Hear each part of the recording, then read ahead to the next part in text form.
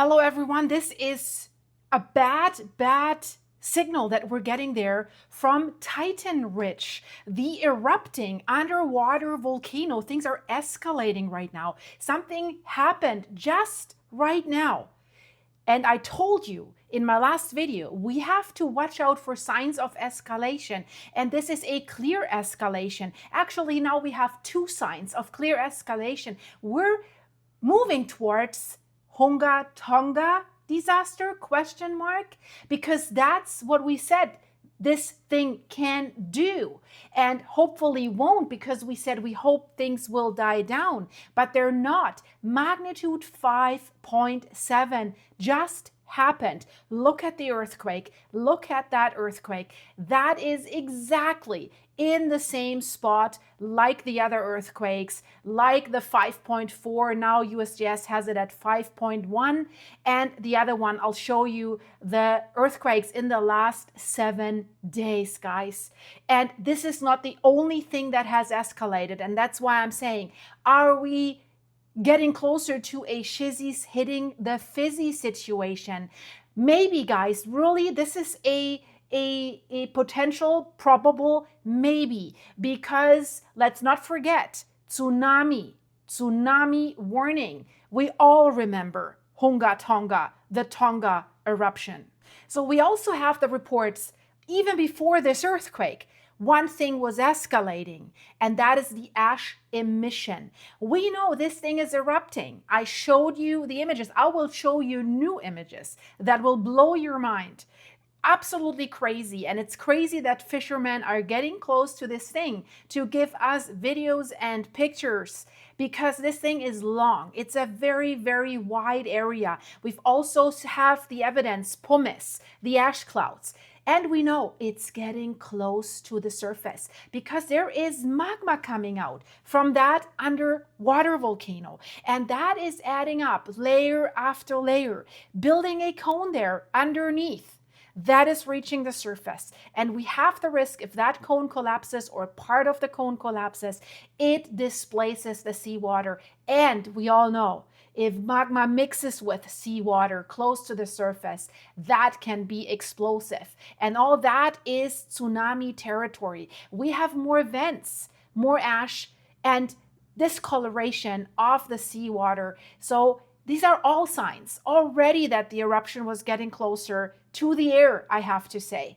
And now a 5.7, that is intense. That is a large earthquake. So we can say things are stacking up. I don't even want to say they're starting to stack up. They're already stacking up. That underwater volcano in the Bismarck Sea north of Papua New Guinea has now produced an ash cloud reported as high as 24,000 feet. This is really high.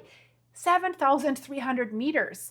This is higher than a mountain that you go climb or skiing in the Alps, most of them, right? It's crazy. So this is not coming from a normal volcano on land. This is coming from an underwater eruption. And it's so long and it's so widespread. So this is probably more like a explosive fissure eruption. So this volcano, they called it Titan Ridge, is now sending ash clouds high enough to affect planes, aircraft, while these earthquakes continue to strike near the same zone, and they're growing in magnitude. We don't like that. Tell me, guys, we don't like that. And then the dangerous question that arises for all of us, the question is no longer just, is this volcano erupting? That was the first question when we saw some signs a few days ago. What is going on? Well, now we know what is going on, but we know it clearly is erupting. But the question is now, is it building up towards the surface? Yes. Is it reaching the surface, and is it going beyond that? And could it become more explosive, Tonga-style again? Because this is where exactly that comparison with Tonga becomes, for us, I have to say, impossible to ignore. I want to say, That Titan-rich Bismarck Sea volcano is not Tonga right now, but Tonga has taught the world one lesson, the very hard way, we have to say. Underwater volcanoes can change fast, very, very fast, and they can create danger in ways that normal earthquake maps do absolutely not fully explain. So this eruption is believed to be happening along the Titan Ridge. This is a submarine volcanic ridge that is already existing there in the Central Bismarck Sea. NASA says the eruption began around May 8 after a small earthquake swarm was detected.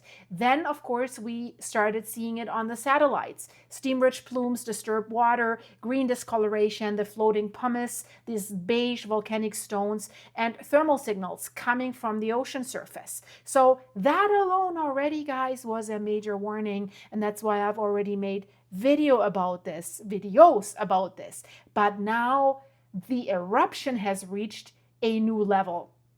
And now that earthquake just happened. I just released another video for you about what's happening in Portugal. They said no warning signs. Warnings came too late. The earthquakes actually happened at a time, well, I don't want to spoil it, crazy size of 32,000 Olympic swimming pools, La Palma size. This is what is going on in Portugal. Watch the video in the end screen. And here, 5.7, ash advisory, volcanic ash, it's called FL240, meaning flight level 240 or 24,000 feet, more than 4.5 miles high or 7.3 kilometers. For an underwater eruption, that matters a lot because I think you can all agree with me. Ash that high means the eruption is not just gently bubbling below the sea. So after I released my video about Portugal, I thought, okay, I can walk my dogs now and I go to sleep. It's like, I think after 4 a.m. here right now. So, but then one of you actually in my comments under the Portugal video said, did you see that earthquake? And I'm like, while I was uploading the video, I did not see my earthquake alarm. So I said, no sleep tonight for me. I have to send this out to you. So the ocean is not longer hiding this eruption. What we have, it means volcanic material, steam, gas, fragmented rock are being blasted through the seawater into the atmosphere. And that takes a lot of energy to do that. It is breaking through. And the eruption area, I mentioned it itself, is not tiny. So Papua New Guinea authorities describe the volcano as active across 5 kilometers. That is 3 miles of ocean. We heard reports fish are coming up cooked because there's so much heat. NASA has reported thermal anomalies across roughly 7 square kilometers. That is almost 3 square miles. And when we look at the earlier satellite images, they also showed a large patch of discolored water, about 9 by 11 kilometers. This is roughly 5.6 miles by 6.8 miles. So when people see one plume coming out from the ocean and think this is just one small vent, that is too simple. That is for sure too simple. This system that we're dealing with here seems to involve a growing underwater volcanic platform, we have to call it, multiple steam and ash sources, and disturbed water spreading away from the eruption site. And latest update says activity continues from 2 vents. And that is important because 2 vents means the system is not just one single hole in the seafloor that releases pressure basically in a clean, simple way. So what this suggests to us is that magma and volcanic gases are finding more than one path upwards. So it seems to be cracked down there. Magma is always taking the way of least resistance. So in a submarine eruption, that can matter because every new vent changes how seawater interacts with magma. And when hot magma meets seawater, it can behave in some cases quietly, or really shizzy can hit the fizzy and it can become like violently explosive. So difference depends on depth, the pressure, gas content, magma supply, and how easily seawater can get into that system. And that's why the scientists are watching it so closely. They don't have any underwater surveillance equipment there, right? NASA says there's still uncertainty about the exact vent depth and even the precise volcanic feature that is erupting. They're guessing. We're in a guessing game. What we can do right now is only observe what we see, and that's not a small detail, right? What the volcanic feature is. And depth controls danger. So if the vent is deep, the pressure of the ocean, the water above it, can suppress explosions. But if the vent grows upwards, if it builds a cone, if it reaches shallow water, the pressure drops. And then seawater can flash into the steam much more violently. And that is when underwater eruptions can become much more explosive. And we have the signs that the eruption is building upwards. And the Rabaul Volcano Observatory experts have told us that the pumice is reaching the surface and that it looks like definitely a cone is building underneath. They also said that the vent, one vent at least, may be at or very near the surface already, and that changes everything. Really, I said it. If that happens, that changes part of the story, because one thing is if we have a deep ocean eruption, but a shallow submarine eruption that is building the cone towards the surface is something else. And then seawater, that is exactly why this ash height that we've seen today with the 24,000 feet matters. It's a sign of stronger explosive activity. And even if that reduces again, that does not mean that the danger is gone. It means only that the system is unstable enough to change quickly. And now add the earthquakes. Earlier in the sequence, I don't know why USGS has it at 5.1. Local authorities have it at 5.4, has already struck near the eruption zone. And now we're seeing another even stronger earthquake. 5.7, depth is roughly 6.2 miles, 10 kilometers. We'll see if that changes. Of course, the magnitude 5.7 will not create a tsunami. That's usually not large enough for that. But again, this is not a normal earthquake story. This is an earthquake near an active underwater volcanic eruption. And that's absolutely a different story. And if we're dealing with volcanic systems, earthquakes can mean several things. So they can mean magma is coming to the surface and is forcing cracks open. It's cracking the surface. That's why we see earthquakes. But they can also mean faults are responding to pressure changes. If magma is rising, it stretches the surface, right? So that can mean the seafloor is adjusting as material is moving underneath, which is certainly doing right now. We know that. Tectonic stress can interact with a volcanic ridge that was already weak and fractured. So we know the Bismarck Sea is one of the most complex ocean basins in the whole world. That is crazy. So NASA describes it. They say it's like full of faults, volcanic features, rifts, scarps, active subduction, that is always like what we don't like, and spreading zones and plates subducting underneath each other. So this is not a calm piece of ocean floor at all. This is shizzies hitting the fizzy potential. It's basically a broken plate boundary system. And Titan Ridge, that volcano, sits in a place where transform faulting and spreading at the same time are part of the larger system, and that can and always does create pathways for magma. We do not have a confirmed catastrophe yet, right? But it's a crisis, I would say, that is definitely worth watching. And now let's talk about the tsunami question, because This is where people will either exaggerate or dismiss the danger completely. Could this create a mega tsunami? Could we have Tonga potential?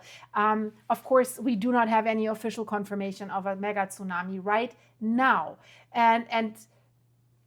But volcanic tsunamis are different, right? This is why Tonga matters. 2022 Tonga eruption showed an underwater volcano can create tsunami waves through several mechanisms at once. So not just one earthquake that would lift the seafloor like at big subduction zones. Volcanic explosion can push water. Collapsing cone or caldera can displace the water. Submarine landslide can suddenly move a huge volume of material. Can be triggered by this earthquake, for example. Pyroclastic flows can enter the ocean, and atmospheric pressure, even that can help push waves across long distances. And that's why Tonga was so unusual and so catastrophic, right? It was not a simple earthquake tsunami like 2011 Tohoku earthquake, Japan. That was not simple, that was catastrophic, right? But a volcanic tsunami like Tonga had multiple triggers, and that's why it's so hard to forecast what an underwater volcanic eruption will do. But what we see is the escalation there. We have to watch it. We absolutely have to watch it. So we cannot call this the next Tonga, at least not yet, right? We can say the danger signs that matter at an underwater volcano are now appearing one after the other, a growing eruption platform, right? And that combination is why that story of that volcano is not finished yet. Authorities are warning for turbulent currents. They don't want the fishermen to get so close, right? This can be already very dangerous for boats without a major tsunami. Floating pumice can clog their engines, for example. Visibility can be reduced, right? Turbulent water can become unpredictable. And small local tsunami can already occur right now if it becomes more intensive. Coastal communities, right? We could see a new island that would appear. That would mean the eruption has built high enough to break the surface. That would be huge, right? And NASA is looking for that. They're checking satellite images if we see the birth of a new island. And volcanic islands do not always last. If they're small, they're washed away pretty soon, right? Pretty quickly, or they can collapse. I will watch this for you guys. I'll try to get some sleep, have to watch the dogs.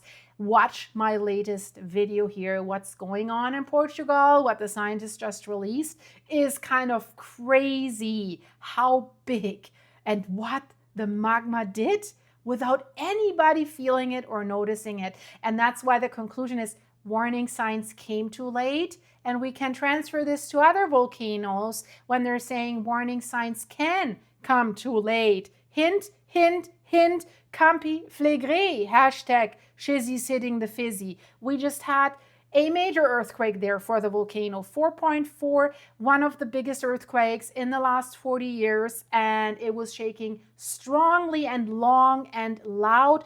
Watch this. I see you. Stay safe, guys. And if you want to fill me up with coffee so that I wake up pretty soon, link is in the description. Thank you so much. See you.